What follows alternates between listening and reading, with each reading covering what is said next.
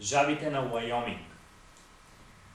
Да, вярно е. Успях да склоня очи в прегръдката на Морфей, едва след като от телевизора научих, че министър Кабил е проявил 10-метрова защитна зона около село Слънчоглед Джебелско. Всяка пуйка, всяка мисирка и дори всяка невнимателна бекасина, която дръзне да прекоси определената от министър Кабил защитна зона, ще бъде незабавно разстрелвана от подразделението на гражданска защита. Специално създаденият кризисен щаб за борба с смъртоносния щам е заявил, че в рамките на следващата седмица ще бъдат унищожени и всички птици, риби и бозайници, както и техните семейства, в рамките на определената от министъра защитна зона. На насекомите ще бъде предоставен 3-годишен изпитателен срок. И така, без да спирам телевизора, съм заспал. Събудих се в часа на синята мъгла някъде между 3 и 5 сутринта с чувството, че е изключително важно да видя нещо друго по телевизията. Бях спал с дистанционното в ръка, в съня си бях изтребвал пуйки вирусоносители, бях също и неволно преместил канала на National Geographic. Тогава, без да имам възможност за каквато и да е предварителна подготовка, видях следната история. В щата Уайоминг се произвежда адски много пшеница, примерно 10% от всичката пшеница на света. В стремежа си обаче за още по-много пшеница, хората в Уайоминг пръскат нивите с някаква там химия, от която на житото и на хората нищо не им става, но понеже в природата няма пълно щастие, от тази химия сериозно страда някакъв местен вид жаби. Учени от Калифорнийския университет установили, че вследствие експозиция на този именно селскостопански препарат, мъжките жаби стават хермафродити, т.е.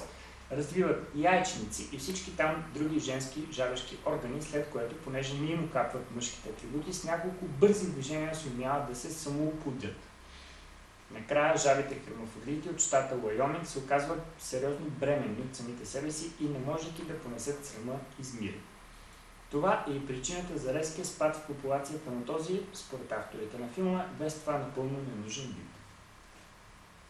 Потресен отидох в спалнята да се горя приятелката си, разказах и всичко без да крия вълнението си. Настояваше да оставя да спи. Съгласих се на компромис с предположение, че спи при мен в хола, така че хем да ме варди от кошмарите ми, хем да продължа да гледам телевизия. Когато се настанихме в хола, филмът за Уайомингското отравяне продължаваше. Оказа се, че учените от Калифорнийския университет били открили и още една врътка.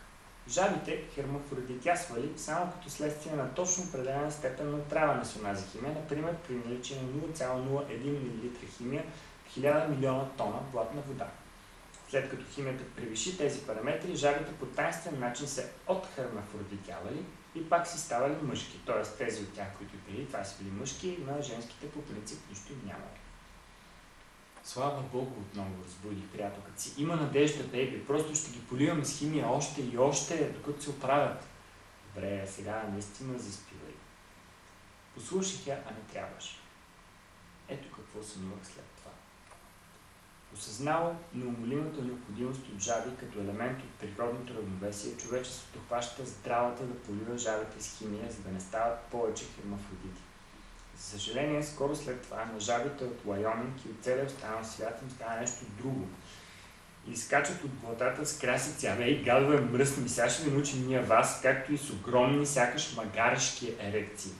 Жабите са хиляди милиарди и безчинстват навсякъде. Не става световна паника, сред която с невнятен поглед блуждае министър Кабил и се опитва да установи поне някаква защитна зона.